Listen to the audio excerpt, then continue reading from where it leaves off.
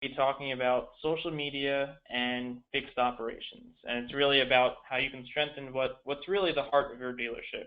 And specifically, the way that we've broken it down is we look at 5 tactics that you can really start doing tomorrow to make sure that you stay on top of your fixed operations and it helps you really keep in the black.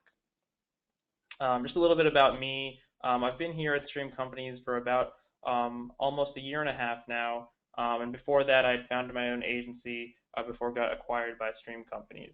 So you can also find more about Stream Companies at our website at streamcompanies.com, our Twitter handle, which is also Stream Companies, and you can also ask me any questions about this presentation or social media in general at my Twitter handle, which is Amol Waishampayan, and listed here on the screen.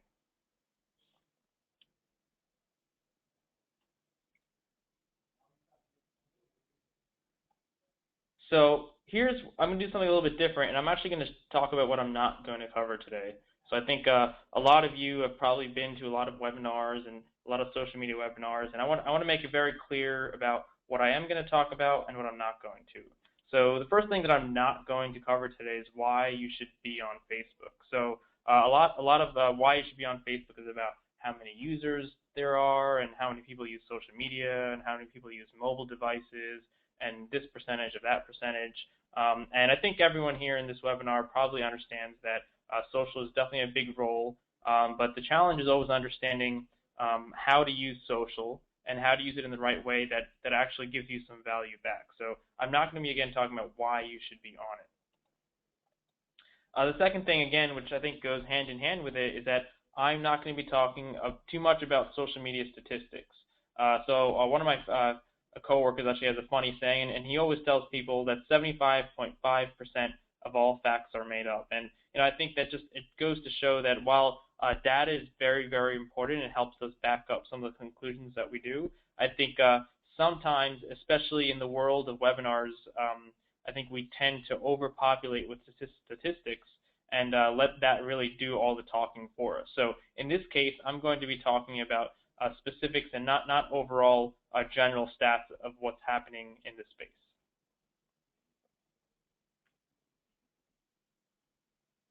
So what you'll learn today is really 3 or 4 major things. First thing, of course, understanding really how to fuel your fixed operations via social media. You'll also figure out how to invite your current customer base into your online community. You'll realize how you can extend new car customers into lifetime service customers, which is really where you get the most return out of them. And lastly, you'll understand how you can use all these things together to build a more relevant online community of customers who aren't going to just buy once, but actually buy repeatedly. Lastly, I think what we're going to be talking about here is definitely pretty innovative. It's pretty forward-thinking, and I think it's just the fact that we're even on this webinar talking about some of these strategies kind of puts us in the category of pioneers who are really trying to change what's happening in the automotive social media space.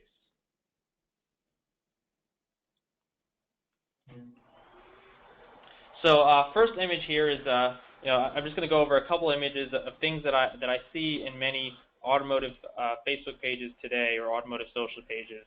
And here we have a very excited cat or a very electrocuted cat. And it says, "Woo, what a week!" And it says, "I'm so glad it's TGIF," which doesn't fully make sense. But anyway, the point being is that it's generally a cute cat, and many people find it's funny or it's quirky or it's weird, and so it's interesting to see this, but it has nothing to do with really anything about your brand or about the automotive space or about what you sell or who you are as a brand. So it's interesting to see things like that. Just a couple more examples here. Here on the left there's a dog in a rabbit costume, and it says, "I hate everything." Now, personally, I can probably agree with a lot of people that definitely a really cute picture, really funny picture. The picture may even get a lot of people to like it, and maybe some people would consider that a success. But again, that picture can be on any page. It can be done on any automotive page. It can be done on any social media page. It really has nothing, again, to do with who you are as a brand, who you are as a company, and who you are as one of the players in the automotive space.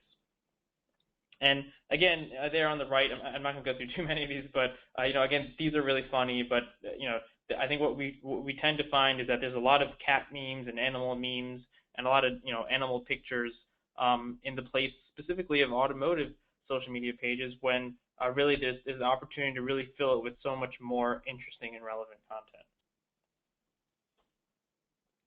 So, some people kind of, I think the next step up from there is that people are posting relevant content. And so in this example, it's a 2013 holiday blowout event. I tried to, black out the names. I don't want to kind of put anyone on blast here, but, it says come down to blank for great holiday deals. It's kind of in all caps, so it's kind of, in your face. These flyers have been uploaded, so it's, the positive side is that it is more relevant in comparison. It's about automotive. It's probably about the dealership. It's about the products you sell. But if you think about this as opposed to in social media, which again I'd really see in many pages, it's too in your face. For consumers, they really want more of a soft sell. For this, that's kind of like it looks a little bit more spammy because it's all capitalized. It's not cropped the right dimensions. If you're looking on the phone, you won't even really be able to zoom in. So it's good because it's more towards something specific, but the opportunity to improve there is that it's still too much of a pamphlet in your face kind of style. Again, this is becoming more and more relevant maybe, and not as much salesy. So here again is maybe arguably an improvement, but maybe not. It's just a happy birthday cake, and it happens to be it happens to have a Jeep or a brand that this dealership specifically carried. So maybe it's a little bit more relevant. I mean, if you like that brand of car, overall, very cool cake. I mean, it looks like it would taste fantastic. It has 3 comments, has 21 likes. So I'm sure if this was on any page, and I've actually seen the same exact picture on many different pages, it performed well. But again, it's not that specific to your dealership. It's not really about who you are at the end of the day. So again, I don't want to go, look at all these different things that I think aren't as good or have a big opportunity on the internet. That's just a couple different categories of posts that I see. And if we sum it up, I think it's really that your typical social page, the most common story is that there's way too many dealer rater auto posts. There's too many sales incentives, and people don't want to be, people love buying, but they don't want to get sold to. So they don't want to see that in their face. And then, of course, there's a lot of cats and pictures that have nothing to do with you. So this is kind of the bottom of the barrel, but it's still unfortunately the common story today. And I think that being said, there's a lot of opportunity to improve on it. So then it comes to say, well, what should I be posting? And when you think about, well, what should you be posting, the two kind of or the first kind of question you ask yourself is, well, what really makes me unique? Now, in the automotive space, there's usually 2 big things that every person says, every dealership says makes them unique. One is customer service, and 2 is potentially if you have a large inventory. You want to show that you have variety of inventory, or you have a large enough inventory that someone can find exactly what they want. Now, while these are 2 very good things, the trouble with something like customer service is that everyone is saying that they have great customer service, and everyone is saying that they treat the customer right and they'll really take care of you. These a lot of the messaging, and especially in traditional TV and radio and even direct mail ads. This is kind of the message that goes out.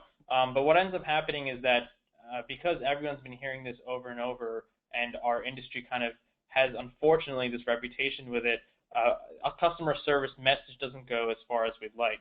But that being said, I think social is really the only place, it's not like TV or radio, where you can actually prove that, hey, it's not that we just preach about customer service. Here are everyday, weekly examples of how we're doing great customer service. So again, question is how do you prove it? How do you show that, hey, I really care about the customers, I have happy customers, I sell cars, I make differences in lives? What's a good way to actually prove that that's happening? And again, thinking about what you can do on social, it's again the only place where it's a little bit unprocessed. It's not going through 30 different rounds of revisions and approvals from corporate or from the manufacturer or from the 5 different account managers or from all the people even on the dealership team. it's hard when there's a lot of cooks in the kitchen. The social media aspect of it, if it's just a genuine picture, a picture says 1,000 words, and so it has the ability to be more unprocessed, more authentic. Definitely to avoid that BS factor, and you get to really, I think, speak volumes about who you are as a team, who you are as a dealership. Another saying that we have here at Stream is that really social is the window into your business. It's the only place where people get a kind of behind the brand sneak peek into, again, who you are, who your sales profile is, and how you operate. So social is really that window into your business. So okay, I've talked a lot about some of these abstract concepts and a lot of strategic words of what social should be and how that would help fix operations. But then, of course, here's the real question: is okay, well, what do I do next? You said 5 things you can start doing tomorrow. So this is where we're going to go through some of our tactics. So what we put together here is kind of a chart, which I think it looks intimidating on first glance, but actually it's very simple. It talks about what goes into social and all the different things you can be doing with it. So one example here is that your new car customers start here. So every time you have a new car customer, you get a delivery photo. That's when they like your page, they start following you on social media, then they see behind the dealership content. So they see pictures of the service team, then they see service specials. So it's not the first thing in their face, but after they see behind the dealership content, then they're saying, oh, well, here's a service special, or maybe it's a coupon, or maybe it's a deal going on right now. They may see some of the OEM branded content. A lot of dealerships, almost every single one I know, is involved in events and charity. So again, this is some of the soft sell, seeing some of the behind the dealership content, seeing some of the events and charity, seeing profiles of the sales team, service team. It makes people feel a little bit more like they're dealing with people.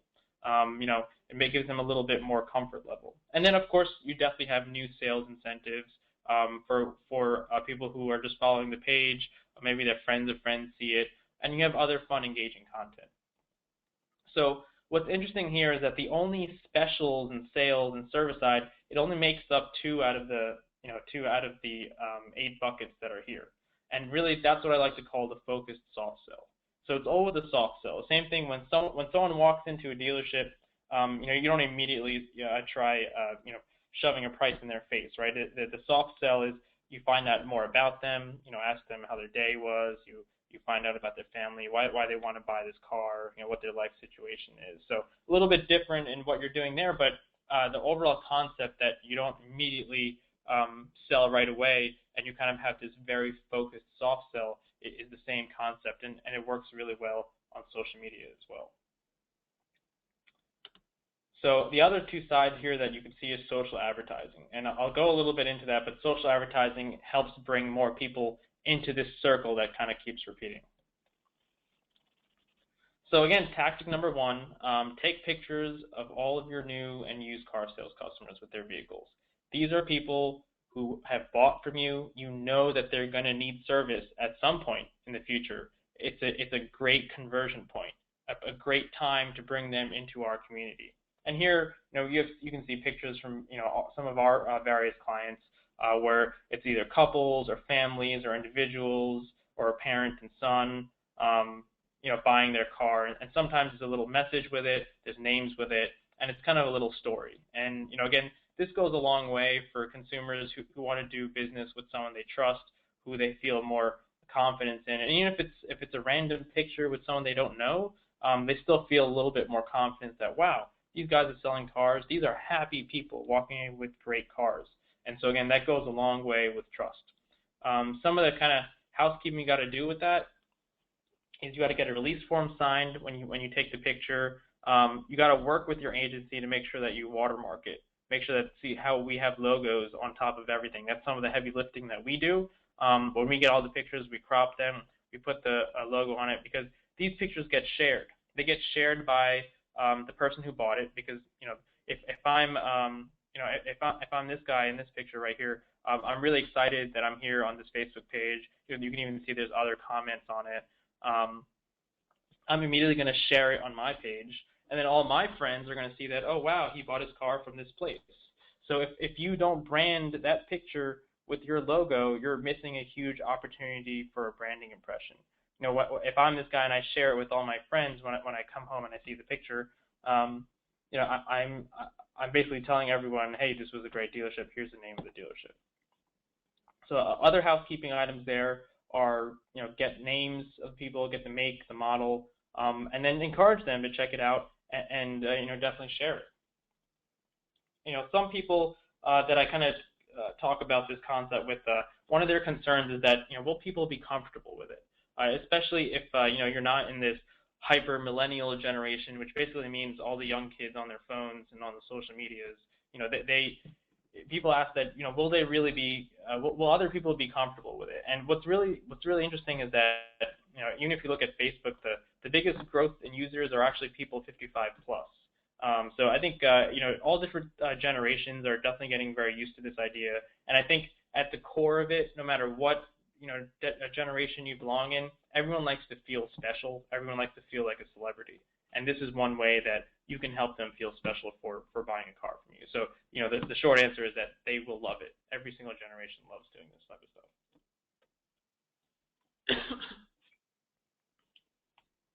So again, this is just more samples. Sometimes we have a lot of cars we sell in a day, or we get a lot of pictures. So you can make collages. That's one way you can do it. You can make an album. You can also see that sometimes people immediately comment on it when they go home. You can actually see that here we had Kathy Lawrence in this Fiat picture over here on the right. She bought this car, and then she immediately commented on it and said, "We are extremely overjoyed with our new Fiat." She actually gave the recommendation, "Come see Angela. She is the best." Also, Mr. Dennis and Brenda. So, this small promotion on our page, it's so much more powerful than any TV spot, than anything we could post on social media, than any other traditional media, because when people see it, they're like, wow, it's someone else who is genuinely recommending them, and you can see their picture here. So again, it's better than some of the Dealer Raters or some of the other review sites. This is a very genuine promotion of who we are and how good we are with our customers. So tactic number 2, again, this is all about telling your story, who you are, and who your team is. Here you can see some examples that we have of different salespeople, service people at various clients. Sometimes it's about anniversaries. So here you can see on the left, we have 2 guys, and it talks about their anniversary. People say congratulations.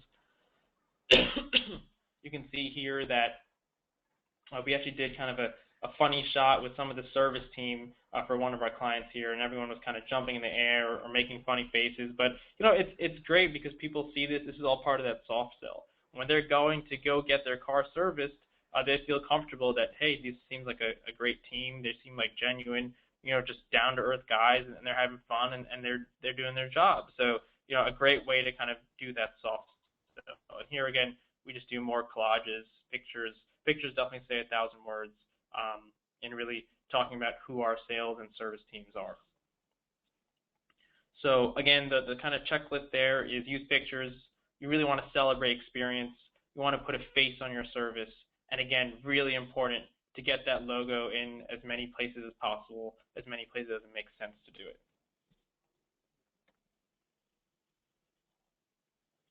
So tactic number 3 is how do you grow that service community?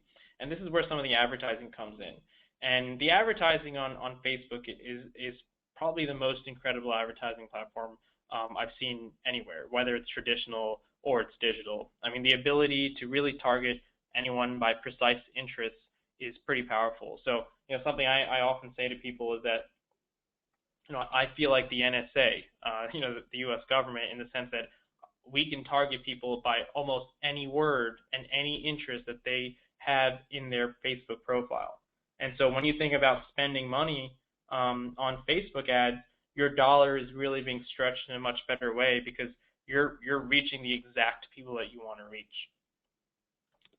That being said, there's something really big, I think a secret or a tactic in doing your sales or service ads on Facebook, and it's that you don't want to use your sales or service specials as your ads. You want to make them more community-based. So an example here is, it says for moments when you need a little bit more oomph, like us for all things Ford and Cerritos. here we say, choose Salerno, join Affinity of Denville. It's like having your very own guardian angel. So it's kind of like funny, but it's a little bit lighthearted. It's a little bit more of that softer sell, and that's really what works on social media. If you look at some of the targeting here, this is just a small sample of some of the targeting that we do in each and every ad that we put out on a weekly basis. But you can do location up to 10, 20, 30, 40, 50 miles. You can do age. You can do all different kinds of interests, whether it's specific models or manufacturers, or it could be something completely unrelated. I think maybe the one example that I have is one of our clients is on the West Coast, and they're in a major beach town. So a lot of our ads are actually a combination of automotive and something about the beach. And it's really, really focusing on what the town and the community is about, and that's the beach. And so those ads really do well because it's not just talking about our automotive agency, but it's also talking about the community that the dealership is in. And again, that seems more genuine to people. That's more authentic, and that definitely converts better on social or Facebook. So tactic number 3, again, is growing the community, and the question is, do ads work? And there's been a lot of talk out there over the last couple of months. I think there were some videos floated out that, hey, is Facebook ads a scam? Are people in India or Russia or China, are they the ones that are liking our page? Is it actually genuine or not? And the short answer is that the ads absolutely work if the targeting is logical. So if you look at some of those videos and those things out there, they're not targeting specific geographic areas. If I'm targeting 10 miles, within Malvern, which is where we're located, it will only go to people who are in Malvern. It won't go to other countries or foreign countries. A lot of those videos out there that are kind of shaming Facebook advertising, they don't talk about what geography they're aiming at. So I think they're definitely a little bit skewed. The ads work if you're smart about it, if you're logical about it, and you're making sure you're picking the right targets. And again, here are the same examples where you can see we can target really by anything.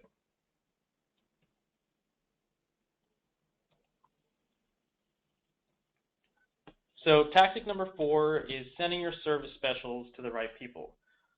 So this is another kind of almost a mistake that I see of people doing incorrectly. They send it to the wrong people.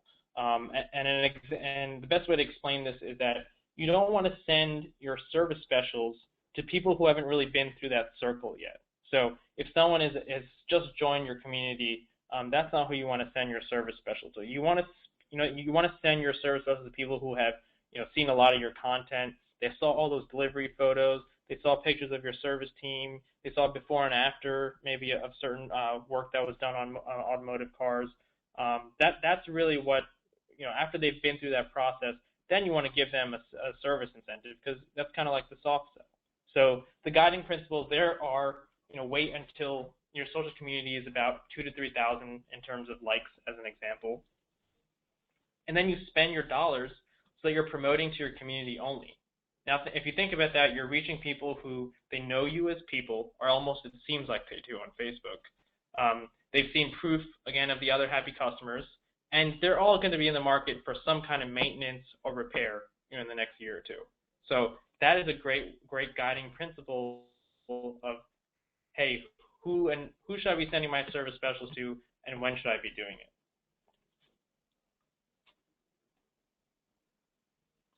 So tactic number 5 is definitely something pretty powerful that I think that our industry as a whole is really only just grasping onto, and it's the idea of social listening. And this is really, I think, the major platform it works on is Twitter. But people are constantly talking about things related to service. And here's just this was a small screen cap that we did just over a day or two. And people say things like, guess I'll go to this Honda dealership, to get this oil change, or they'll say, my car is so cute, it reminds me when I need to get service. Or they'll say, so mad my car won't pass emissions, that would have been a perfect day for a drive.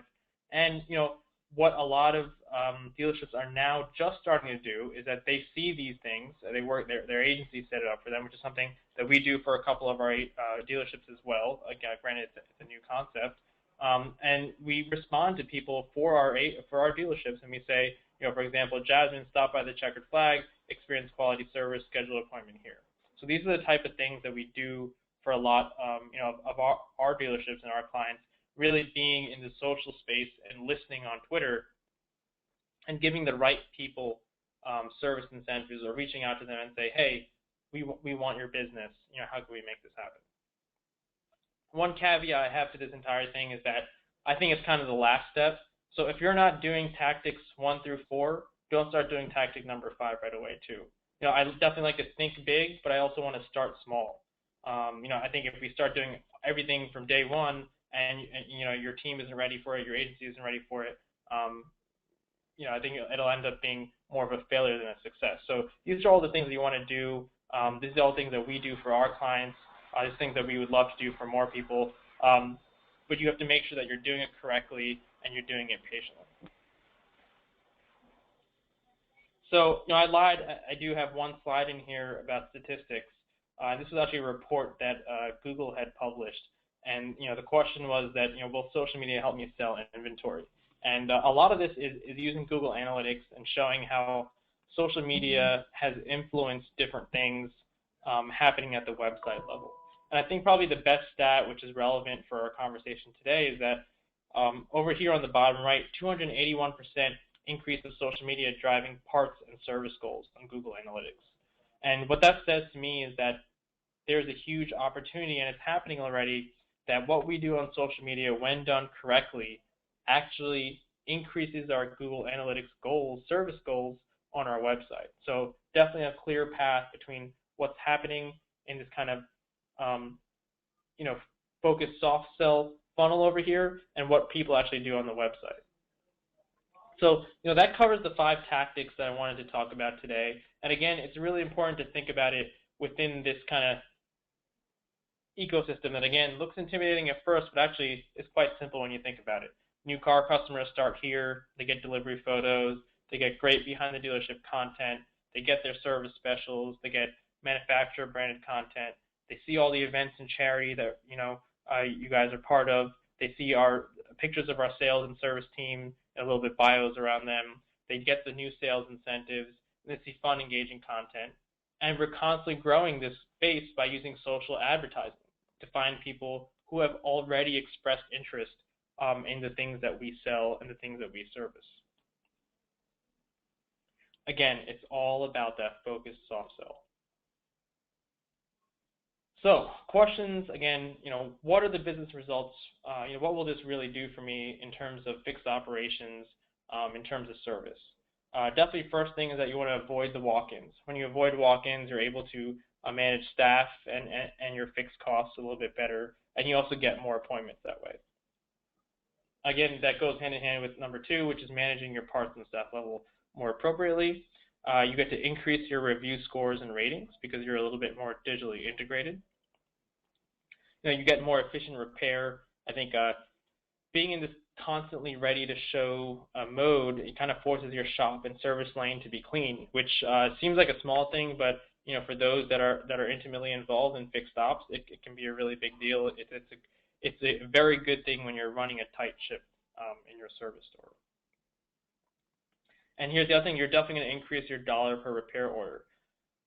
Without a doubt, people spend more when they're comfortable. So when they see everything that we're going to be posting within our social networks, and they see the profiles of people, the new delivery photos, the service photos, they're going to feel more comfortable when we tell them, hey, I think you need to do this, this, and this as well. And so our overall dollar per repair order goes up. And all of this, what is this about at the end of the day? It's about increasing fixed coverage, right? How do we get that magical number of 70%? It's by doing all the things on social media which help us increase our dollar per repair order, help us get more appointments, and helps us actually manage parts and staff to efficiently service those appointments. That's how we start the path towards reaching that 70% number. So again, how to get it done? Of course, if you're working with us, it's a much different story. If you're not, you have to be challenging your agency to not just be on social media. You got to challenge your agency or your internal team to build a meaningful community. you want to definitely choose a social ambassador, at the dealership to gather content. This is something that we manage for all of our clients.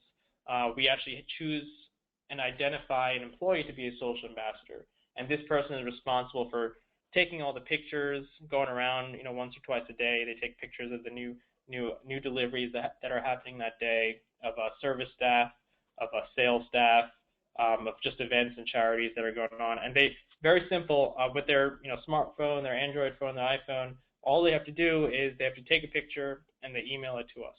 And we do all the heavy lifting of do all the artwork, making sure we crop it, make sure we put the logo on it. This is what we, as the heavy machine, once we start cranking it, we do all this heavy lifting to make sure that your page helps show what a great dealership you guys are.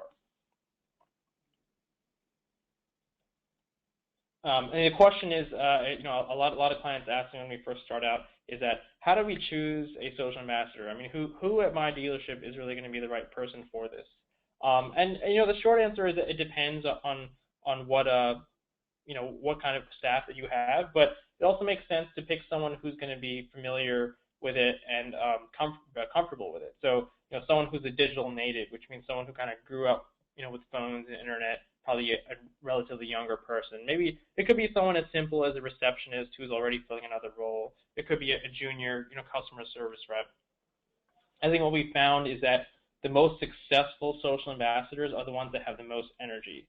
The ones that have the most energy actually take the initiative to go out, take all the pictures, send it to us, and they're the ones that are so happy and excited once we do all the heavy lifting and we put it out there. So again, how do you do it? You work with your agency, your team, to post content at the right times. You do the heavy, we would do the heavy lifting of organizing, branding with logo. We would run precise advertising to the right people. And if you're not in a position to switch teams right now, you can use a team that has a close relationship with Facebook and Twitter. So that's something that has been instrumental to our success. Being able to have a close relationship with Facebook, where we, on a weekly basis, are optimizing our ads, looking at our pages. They really help us, help our clients. So when you're looking to say, who am I going to go with for digital, who's going to be doing all this work for me, I would definitely say use a team that has a very close relationship with Facebook and Twitter, because it constantly changes on a weekly basis. And if you don't use someone with that relationship, you're definitely going to fall behind. So, the thing I have to say here is that I don't think enough people are really doing this in the automotive social media world today, and doing all 5 of these tactics and really going the extra mile to show who you are on your social media platforms, what kind of business you are, what kind of brand you are, to really prove that you're customer service and you don't just preach it. You show all the happy pictures of service customers and new car customers.